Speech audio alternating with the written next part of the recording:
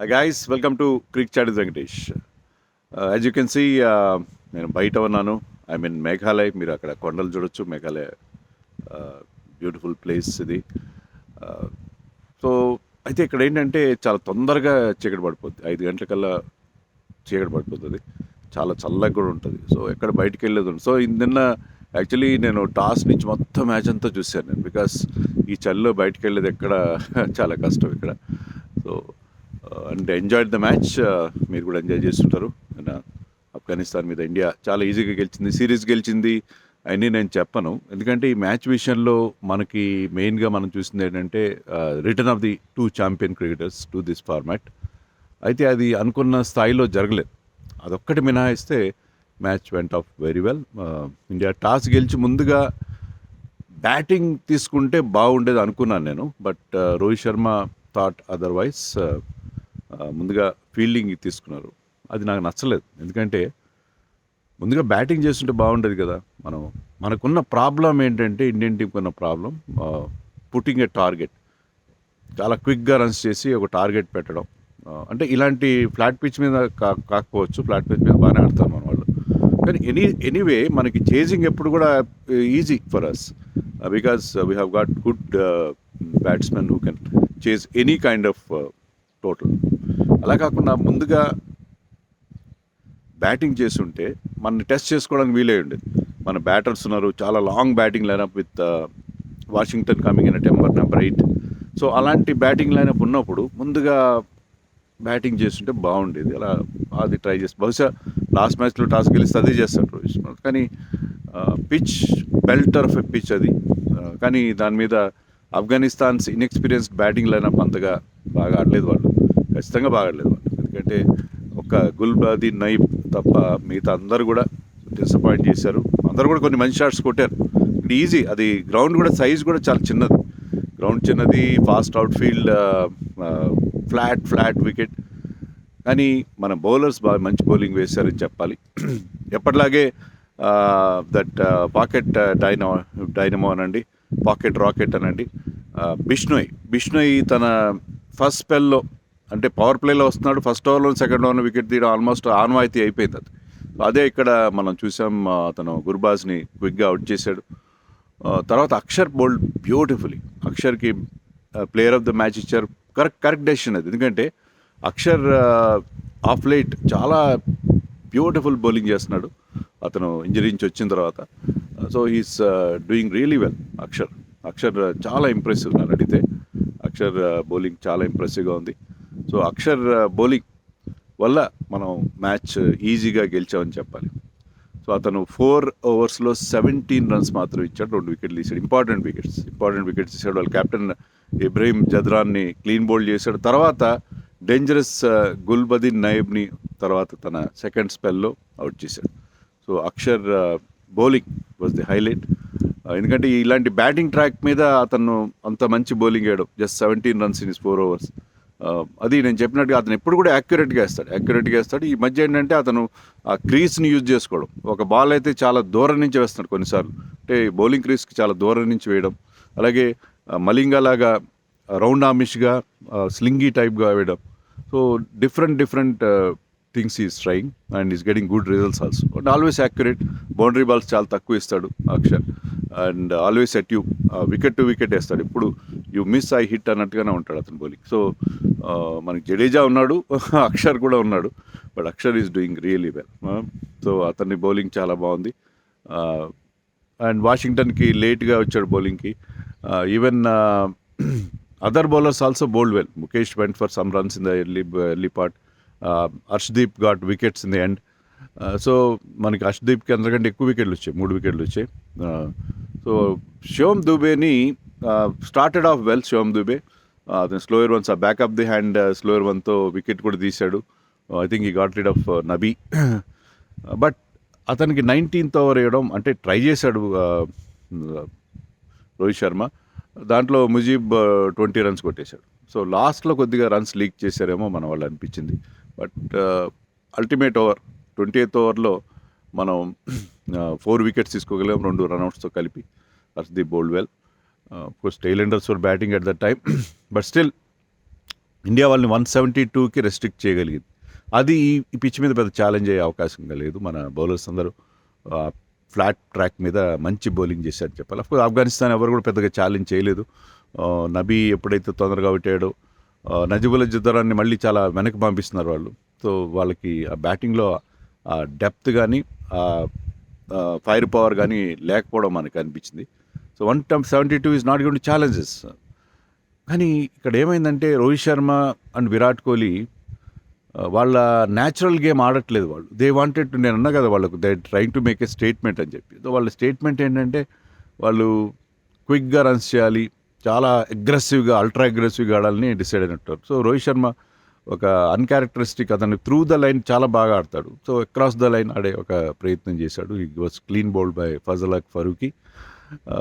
మళ్ళీ duck out second మ్యాచ్లో చాలా డిసప్పాయింటింగ్. అతని body language also suggested because he wanted to make most of it. చాలా రోజుల తర్వాత ఫార్మాట్లో ఆడుతున్నాను నేను. Last time unfortunate run out అయ్యాడు, ఈసారి కూడా డకౌట్ అవడం, playing across the line, clean bowled అవడం, అది చాలా అతన్ని బాధ పెట్టి ఉంటుంది ఖచ్చితంగా. And Virat Kohli came with all guns blazing. చాలా అగ్రెసివ్ ఇంటెంట్తో వచ్చాడు. వచ్చి రావడంతోనే పెద్ద పెద్ద షాట్స్ కొట్టడం చూసాం మనం. He was trying to clear the boundary, he was trying to glow aerial route. మనం సాధారణంగా చూడం విరాట్ కోహ్లీ 50 దాటే వరకు ఏ ఫార్మాట్లో అయినా, T20లో అయితే కాస్త సిచ్యుయేషన్ బట్టి కొంచెం ఎర్లీగా ఎక్కువ ఏరియల్ రూట్ వెళ్ళడు. చాలా వరకు ఈ try to play all along the ground. కానీ ఇక్కడ కొంచెం సిక్సర్లు కొట్టడానికి ప్రయత్నించాడు. కానీ అతని న్యాచురల్ గేమ్ కాదు కదా అది. So couple of times he was well short of the boundary. Power ప్లేలో ఫీల్డర్స్ ఉండరు కాబట్టి. సో ఆ ఏరియల్ రూట్లో వెళ్ళాడు Virat Kohli. But his innings was very good. Short అన్న చాలా స్వీట్ అనిపించింది. బట్ అతను న్యాచురల్ స్టైల్ కాదు. ఇప్పుడు రోహిత్ కానీ విరాట్ కానీ నో డౌట్ వాళ్ళు ఏం ప్రూవ్ చేసుకోవాల్సిన అవసరం లేదు. వాళ్ళు ఈ ఫార్మాట్లో ఆడాలని డిసైడ్ అయితే సెలెక్టర్స్ కూడా, బికాస్ వెస్టిండీస్లో పిచ్లు డిఫరెంట్గా ఉంటాయి, అక్కడ వీళ్ళు అవసరం ఉంటుంది సెలెక్టర్స్ కనుక భావిస్తే they can simply walk in to, they need not prove anything to anybody. నా అభిప్రాయం ఇది. సో వాళ్ళు న్యాచురల్గా ఆడుంటే బ్రహ్మాండంగా ఆడుండే విరాట్ కోహ్లీ ఈ మ్యాచ్లో సెంచరీ ఖచ్చితంగా వచ్చి ఉండేది. బట్ అల్ట్రా అగ్రెసివ్గా ఆడే ప్రయత్నం, మరొకసారి ఒక 6 కొట్టే ప్రయత్నంలో డీప్లో క్యాచ్ అవుట్ అయిపోయాడు. But as long as he was there, he was looking in great touch. చాలా చాలా చాలా ఇంప్రెసివ్గా అనిపించాడు విరాట్ కోహ్లీ. బట్ విరాట్ కోహ్లీ అవుట్ అయినా సరే Yashasvi Jaiswal is very very good. చాలా బాగా అనిపిస్తున్నాడు. మరి అపోజిషన్ బట్టి ఉంటుంది అది. బట్ ఇప్పుడు ఇలాంటి అపోజిషన్ మీద మాత్రం అతను రెచ్చిపోయి ఆడుతున్నాడు. సో ఎక్కడ తగ్గట్లేదు అతను టైమింగ్ బాగుంది. కొంత గతంలో అంత పవర్ లేదు, ఇప్పుడు పవర్ కూడా యాడ్ అయింది అతని షాట్స్కి. అండ్ లాంగ్ రీచ్ ఉంది అతనికి. So he was join by Shivam Dube. So 92 runs వాళ్ళిద్దరూ 42 బాల్స్ యాడ్ చేశారు. 42 బాల్స్లో 92 రన్స్ యాడ్ చేశారు. That was the brightest phase. ఎందుకంటే వాళ్ళిద్దరూ పోటీ పడారు సిక్స్లు కొట్టారు. ఒక స్టేజ్లో నబీ బౌలింగ్లో వరుసగా 3 సిక్స్లు కొట్టాడు Shivam Dube. And this man was no అతనేం తగ్గలేదు, వెనక్కి తగ్గలేదు. ఈవెన్ జైస్వాల్ మొత్తం 6 సిక్స్లు కొడితే శివం దుబే 4 సిక్స్లు కొట్టాడు. సో ఇద్దరు కలిసి 60s చేశారు. Jaiswal got out for 68, exactly 200 strike rate of 34 balls. Shivam Dube 180 strike రేట్తో 63 నాట్అవుట్. సెకండ్ టైం లాస్ట్ మ్యాచ్లో కూడా అతను ఒక 60 చేసి నాట్అవుట్గా నిలిచాడు. 60-70 చేశాడు లాస్ట్ మ్యాచ్లో. ఈ మ్యాచ్లో కూడా once again is very very impress. Because spinners మీద వీళ్ళిద్దరు కూడా రెచ్చిపోయారు. ముఖ్యంగా నబీ, ముజీబ్ అండ్ నూర్ అహ్మద్ అందరూ కూడా went for so many runs. Spin విషయంలో ముఖ్యంగా శివం దుబే అయితే స్పిన్నర్స్ మీద చాలా బాగా. శివం దుబే గురించి అభినవ్ ముకుంద్ ఒక వీడియో చూశాను నేను, చాలా బాగా చెప్పాడు. ఏంటంటే ఇంతకుముందు షార్ట్ బాల్ వీక్నెస్ ఉండేది అతని strike rate against short ball, ముఖ్యంగా పేస్ కూడా చాలా లో ఉండేది షార్ట్ బాల్కి అగేన్స్ట్గా. కానీ ఇప్పుడు అతను ఎలా ఆడుతున్నాడంటే చెన్నై వెళ్ళిన తర్వాత Dhoni must have given him some advice. అతను ధోని అడ్వైస్ ఇస్తాడు. ధోని తెలుసు ఎవరిని ఎట్లా వాళ్ళ వీక్నెస్ని ఎట్లా. సో అతను ఏం చెప్పాడంటే షార్ట్ బాల్కి నువ్వు అటాక్ చేస్తున్నావు, అవుట్ అవుతున్నావు. షార్ట్ బాల్ని అటాక్ చేయకు, try to play it down. Short ball 2 రకాలుగా ఆడచ్చు. రోహిత్ శర్మ ఆడినట్టుగా ఇట్లా గాల్లోకి కొట్టచ్చు, అంటే కింద నుంచి పైకి, లేకపోతే పైనుంచి కింద కొడితే ఏంటంటే సేఫ్ అవుతుంది. You control the pull shot and play it down, don't give a catch. So నువ్వు సింగిల్ తీసుకో షార్ట్ బాల్కి, ఎందుకంటే నీకు ఫుల్ బాల్స్ వేసినప్పుడు, నువ్వు ఫుల్లర్ లెంత్ వేసినప్పుడు నువ్వు వాటిని పిచ్చగొట్టు కొడతావు. నీకు ఆ అబిలిటీ ఉంది. ఉన్నప్పుడు నీకు షార్ట్ బాల్ని నువ్వు ఎందుకు అటాక్ చేస్తావు? షార్ట్ బాల్ని just play it down. Just take a single and rotate the strike అని ధోని చెప్పాడు. అది అతనికి సక్సెస్ అయింది. ఇప్పుడు అతని strike rate against short ball is very good. And so Shivam Dube we're seeing different Shivam Dube after సిఎస్కేకి వెళ్ళిన తర్వాత. అందుకని శివం దుబే ఇప్పుడు బౌలింగ్లో ఒక వికెట్ తీశాడు. సో ఆల్రౌండ్ ఎబిలిటీ కూడా మనకి, అంటే I'm not saying that he's a great bowler, ఎందుకంటే అతను 120లో బౌలింగ్ వేస్తాడు. 120లో బౌలింగ్ వేస్తే you have to be very very accurate. Line and length కొంచెం మిస్ అయినా international batsmen will pounce on you. So అలాంటప్పుడు you have to be very very accurate. అది కష్టం అవుతుంది. అంటే చాలా వేరియేషన్స్ కూడా డెవలప్ చేసుకోవాలి. సో అంత తక్కువ పేస్ ఉన్నప్పుడు, మీడియం పేస్ వేసినప్పుడు. సో బౌలింగ్లో 2 ఓవర్స్కి ఈజ్ గుడ్ ఎనఫ్. మిడిల్ ఫేజ్లో వేయాలి అతను, not in the power play, not in the death. Middle ఫేజ్లో అతను యూజ్ చేసుకోవాలి. So is very very useful candidate, A backup for Hardik Pandya అని మరొకసారి ఎస్టాబ్లిష్ చేసుకున్నాడు. This man Jitesh Sharma over అగ్రెసివ్గా వెళ్తున్నాడు. సో అతని ఇంటెంట్ బాగుంది. టీం కోసం నేను ఫ్రమ్ బాల్ 1 నేను అలాగే ఆడతానంటే కరెక్టే, కానీ కొంచెం కొన్నిసార్లు నేను ఆన్ మెరిట్ ఆడాలి. షార్ట్ సెలెక్షన్, ఇప్పుడు why Rinku Singh is impressive is because of his shot selection. అతను కూడా అగ్రెసివ్గా ఆడతాడు, కానీ he waits for the opportunity. So అతను ఏ బాల్ని ఎలా ట్రీట్ చేయాలో అతన్ని చూస్ చేసుకోవాలి.